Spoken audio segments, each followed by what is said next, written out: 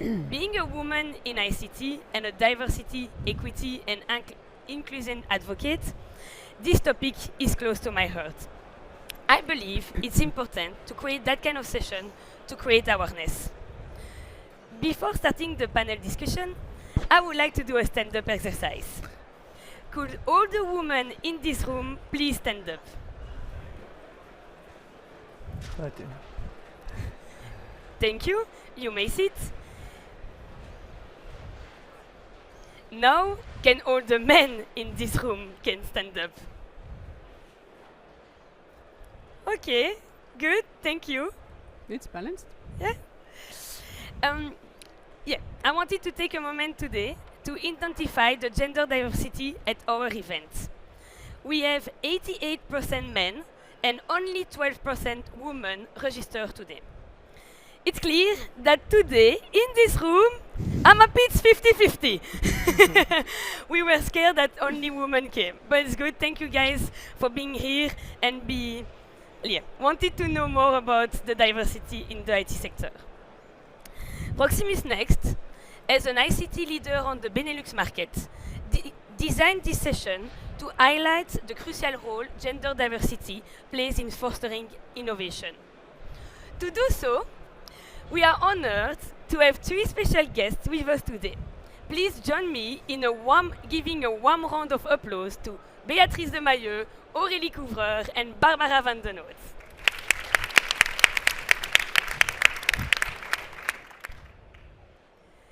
Let's start by briefly introducing our esteemed panelists. Beatrice de Mahieu is the CEO of Becode. Becode is a social impact school for learning tech and digital skills in Belgium. Since starting her career, Beatrice has worked for several institutions where she contributes to growth strategy and digital transformation. She has a strong social commitment to digital transformation and regularly supporting initiatives in this area. Aurélie Couvreur is the CEO of MIC. MIC is a partnership established in 2009 between Microsoft, Proximus, and the Walloon region. It plays a crucial role in the AI adaptation of Wallonia. Aurélie believes that people are at the heart of technological success. She creates inclusive projects and highlights the need for upskilling and continuous training to decision makers. Barbara van den Hout is the public lead sector at Microsoft. She leveraged her experience in digital transformation and data sharing to develop innovative solutions for several institutions. Her career shows a dedication to improving digital technology and using data to drive innovation in the private and public sectors. Now, let's hear from our first speaker, Barbara. How does gender diversity within teams contribute to more innovative solutions and ideas?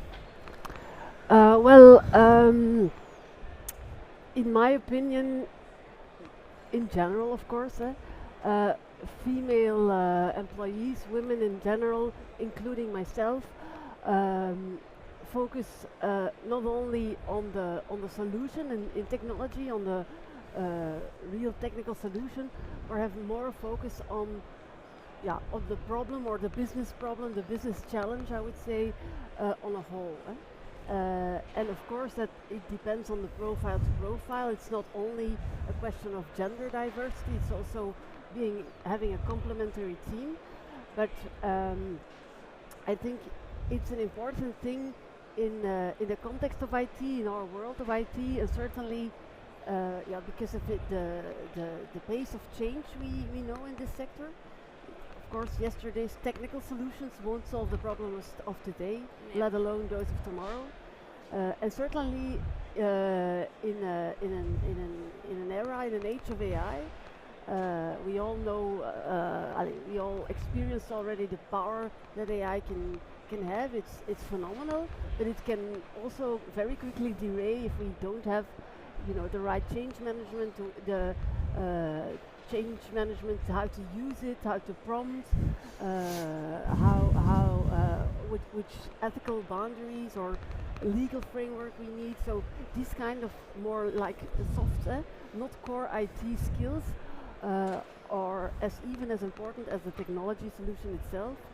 Also, most nowadays we see that IT is mostly the core of the solution of making things more effective or efficient. That's why I was interested in IT, because it's the fastest way. But it's like, in my opinion, like 20 or maybe 30%, depending on which kind of project. But of the success of a project is the technology itself. Yeah. It's also a lot of stakeholder management. So you need a little bit of psychology and empathy and understanding how people feel and think. But also a good launching strategy, because if you launch for a new application, certainly in public sector, if you launch an app and that doesn't work, it's like on the news at noon and it's done. It's all the images is damaged. Yeah, also good mostly legal framework, also in regulated sector, but certainly also in public sector, ethics, etc., etc. So all these more soft skills, kind of contextual elements are generally more a focus of women or of those kind of profiles. And that's why I think having a complementary team, not only of course in gender, but most generally in types of people, is a very important one. Thank you, Barbara. Beatrice, can you give example where gender diverse teams have achieved significant breakthrough in new fields? Yes, maybe I just want to do one step back. And indeed, I'm very happy to be here with Aurélie and with Barbara and with you, of course, but I would have loved to have men also on the stage, because for me, you know, when I see the different breakout sessions now, you have 4 sessions now, the only one where you have women on stage is here, in the other ones you don't have. And on the main stage, we had 4 very interesting and brilliant gentlemen, but we had 4 gentlemen. So I would have loved to have that mixity. Yes, because speaking about diversity, it shouldn't be only women that come to speak about diversity, because one of the best sponsors of women are also men. And so the second thing is, let's speak about diversity and not only gender. I hope that in 2024 we can think further than purely on gender diversity, and we know that gender can be very large also. So let's speak really about diversity. Now to come back on the topic, at Becode, for us indeed we are working from really the basics, like how to give confidence to diversity, so the diverse population in which also women, and so we are also doing a focus especially on girls and on women, because in that more vulnerable population that we are training at Becode, we really feel that there are a lot of basics that still needs to be set right. And so we really also inspire girls, but also through the family, the brothers, the sisters, the mother, the father, the friends, to say, a job in tech can be as interesting as something for you than for a boy or for a man. So we are really working also on all the mentality that we can bring. What I also tend to say to the classes is, and by the way, also the tech classes at Becode, they all have a name of a famous female or famous woman in tech. We have the Lovelace class, we have the Hopper class, so we have quite some names of women that are quite famous in the tech sphere. And what we also want to say is that in companies, when you look at your clients, when you look at the people that are buying your services, you have a very diverse population. Just go outside and what you see, it's very diverse. Go and walk in Mechelen, it's very diverse on population. How does it come then that today we are just so afraid to hire people that are different because of skin color, because of gender, because whatever. And so I think that for companies, and it has been proven, that diversity will bring performance. Yes. Diversity will bring innovation, because you have different point of views, and you have a diverse point of view, which brings sometimes conflict, but constructive conflict, and then innovation. And it will also work on the retention and the attraction of talent in your company. And I think it's so crucial to just say, okay, let's be in our company what the outside world also reflects. And then let's dare also to let people work together as diverse as they could be, even if there can be conflict, but conflict can also serve for really basics of innovation and performance. True. I couldn't agree more. I have nothing more to say. No, I'm joking. Thank you very much, Beatrice. Aurélie, would you like to add your perspective on that? Yes, I mean, I'm fully aligned, of course.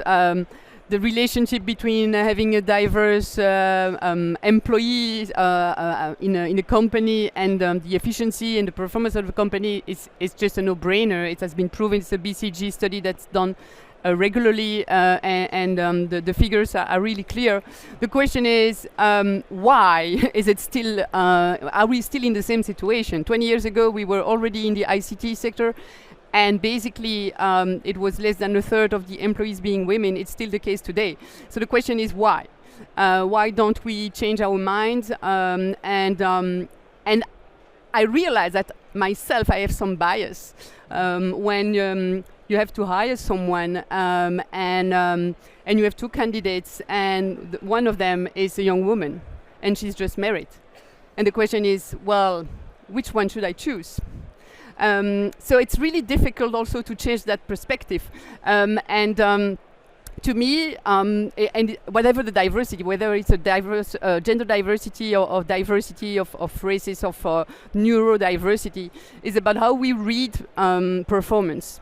How do we calibrate this? And I think that the issue is our reading grid when we hire people, when we also give promotions, because if we look at the diversity of new hires, most of the time young graduates, it's nearly 50-50. But after the years, this is really the number of women is diminishing. So how we do read this? And someone gave me a really great advice, because most of the time we associate, having children with women, etc. Is also asking the men in the company to take the relationships regarding their partner and their children also seriously, to be also involved. So I think it's really linked to the way we see the personal lives, and I think that in this context, Microsoft is very inspiring, because the policy they have regarding, maternity leave, but also the flexibility you have in your work, is really playing a great role. So I think that what we have to change if we want more diversity in companies is culture. Is the way we evaluate people, hire people, but also the flexibility we give people and the empowerment. Thank you, Aurélie. Beatrice, I would like to turn to you for a thought on how can organization create an inclusive environment that promotes gender diversity? I first think that the whole process should be intentional. You really need to have the intention as a company, and starting with the top, you really need to have that intention to make things different. So, and just not let it, like we will see, it will come, it will evolve. I think the intention should really be written, stated by the top, and not only, of course, in boards. I think we spoke a lot, and especially also in listed companies where you need to have an equality then on men and women, but also on senior level, on mid-level, on mid-manager level. So I think really that the intention should be there. When you look also on how we evolve as girls, from a young girl that can start to have her menstruation, and then in school it can bring some problems from girls, where they said, okay, it's that time of the month and the toilets are closed because of vandalism, and so they cannot go to the toilet when they have to go to the toilet. And then when you see the whole career of a woman between the 30s and the 40s, and then we are very happily becoming mothers, and then you have again like a break moment where you are like, okay, well, I'm just stepping aside for a few months. And then, of course, turning 50, and then you have other kind of hormone changes and challenges. But I think that at these times, women became very oral today, so we are really like claiming we have our seat at the table, if I can say it like that. I think it's quite different or difficult maybe also for men now. And sometimes you hear the criticism like it's not easy to be a man of 50, a white man of 50 today. It's not easy, huh? Maybe it's even easier to be a woman. So I think that companies really should have that intention to bring things differently on diversity within the company. So that can go, of course, also in policy development. You can have a certain number of policy developments. Recruitment practices, some people talk about, can we do maybe like anonymous CVs? I'm not a very big fan of it because you could have an anonymous CV, but afterwards it doesn't solve the problem within the company, and then the person would start, and then you still have to fix it, how the mentalities in a company are evolving. Mentorship, it was also one of the questions. I think mentorships and support can be really a very important thing in a company, but it shouldn't be women for women. The very big promoters of women in a company or diversity in a company can be also men for women, or so I think it can be very, very wide. Awareness, career development opportunities, flexibility also, not only flexibility for women but also for men. Stimulate men to go and get the kids from school at 4 o'clock, or if they want to do a break. I think a lot of men today also have the difficulty to ask, maybe, can I take a sabbatical for the children? It could be misperceived, like, oh my God, you don't want to have a career. Or so I think we really need to work on that. It's okay for both if you can choose, or if you want to have a different path than the classical path that a woman should take or that a man should take. But I think really it's really important that first it's an intentional program, it's an intentional set that the company puts in place, and secondly, you are not the norm. Don't think that you are the norm and that everyone will think the same as you. I think the fact that we or the people here in this breakout session, you are not the norm. You are already very aware of what should change, but don't think that if it was okay for you, that it's okay for all the rest. And I think that these change makers or leaders in a company are really important. To make change and to really don't think that you are the norm and that's it then easy for everyone. Yeah. Thank you, Beatrice. Thank you all. Personally, I could speak about diversity and women in IT for, I think, all the day, but there is the time. So now it's question for you guys. You can stand up or please raise your hands and the hostess will bring a microphone to you. Do you have question for these amazing ladies? Okay. Thank you.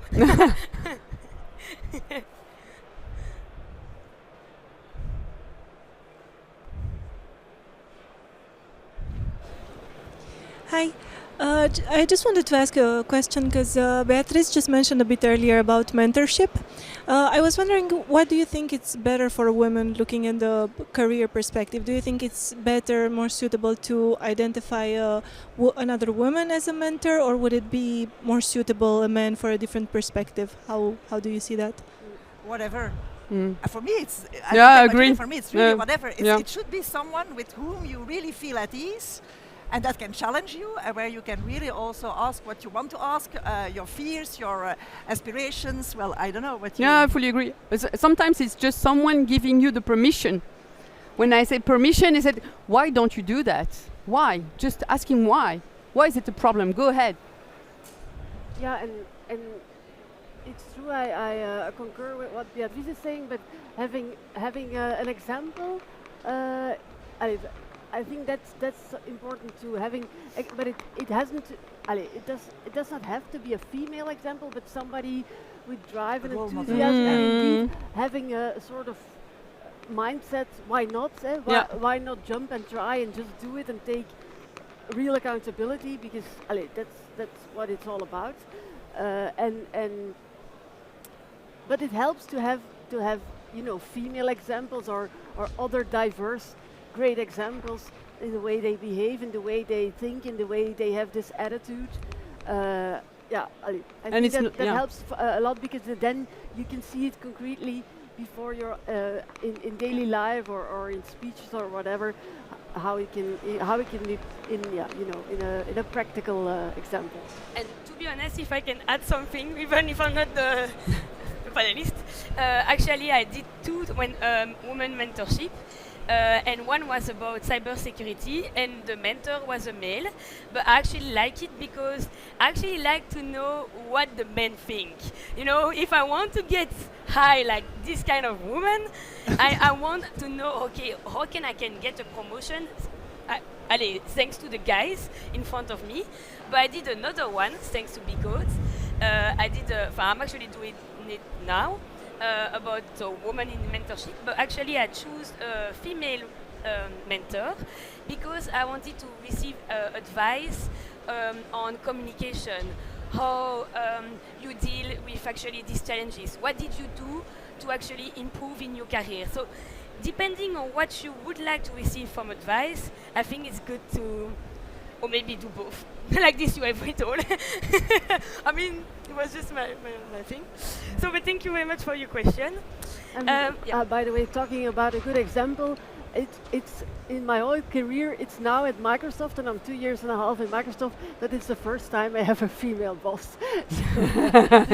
By the way, who's talking at 4 o'clock, and a great example. Thank you very much. There is any other question? Yeah.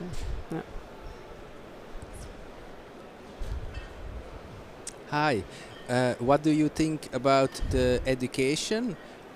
Because what I see is that most boys and girls choose quite stereotypically. And do you have any opinion on that?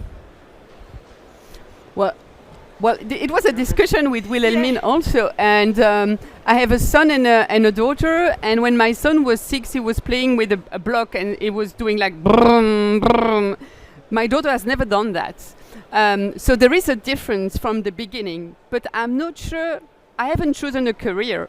I've chosen studies and then changed my mind in, changing from a job to another, and I think it's about self-confidence, being a woman on the work floor. And to me, the tech sector, even if it's not a diverse one, is the more inclusive one. It's a sector where they are looking for women with different ideas and coming with being like learners, etc. And some other sectors, which are more diverse in the numbers, are not that inclusive. I've never had any negative feedback in the tech industry being a woman. So I think part of the education is inner, and we cannot change that. But I think that on the contrary, not everything is done before 18 years old or something. I think that this is something you can develop as a man or as a woman. And I think that for men too, being a father and a partner gives also another perspective to women in the workplace. Yeah, personally, I'm absolutely convinced that it's a cultural thing. Working in Microsoft, I see IT everywhere in the world. Just convinced me this is a cultural thing. Yeah, and it's scenarios that repeat themselves. In schools today you have like the classical, in Dutch then you have ISO, BSO, TESO. Often when parents have done ISO, children will do ISO. When parents have done BSO, the children will stay also in the same. So it's also scenarios who reproduce themselves. Because and you can claim, and you cannot blame people. Of course, I understand that a hairdresser will say to her daughter, do hairdressing, you will be sure you will have a job. And a banker will say, go in. And that's also the role, I think, of discussions like that, or as parents, to open up also children to be curious and interested in other schools and what other people do, and stop doing already the silos of being afraid of the beroepsonderwijs, of technisch onderwijs. And yeah, for me it really starts with education and with the silos. Why not?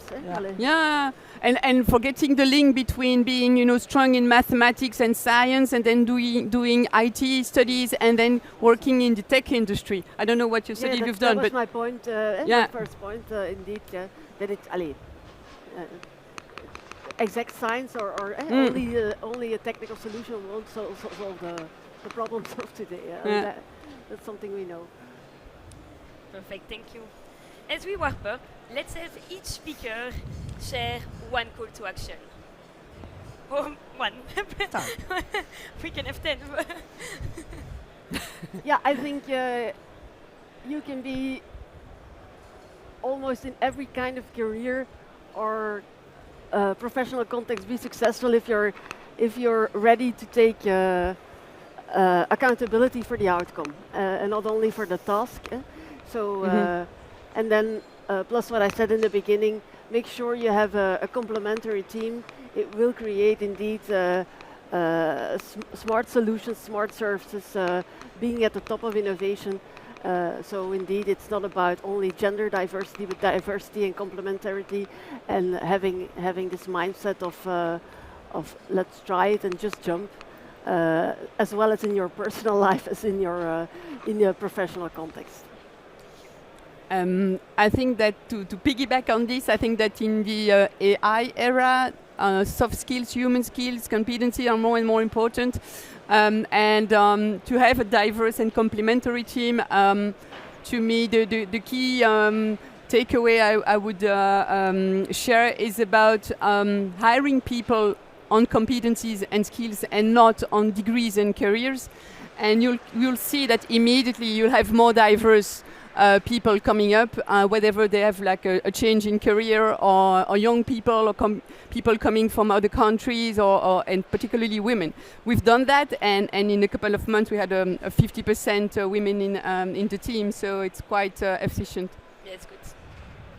And maybe I will repeat myself again, but just don't forget that we are not the norm, you are not the norm, that we really have to it's not because we had it an easy path, and I really think that I had a quite easy part, so I don't know, but we are not the norm, and we really should stay very aware on where can we help, where can we put change, and how can we indeed also, with the new tech area today, stimulate also behavior on sometimes the pure hard competences, on the social skills or human skills, I prefer, than soft skills, and the more technical skills. I think, talent can be way wider than what we think today, but where you can help, please do it. Yeah. Thank you very much. That's the end of our breakout, unfortunately, for me at least. If you would like to keep the conversation going, we are in the main venue. Thank you very much for you. Thank you very much. Wilhelmine. And thank you very much for you for joining this session. And I wish you a great afternoon and a great networking after this session. Thank you. Proximus next. Think possible.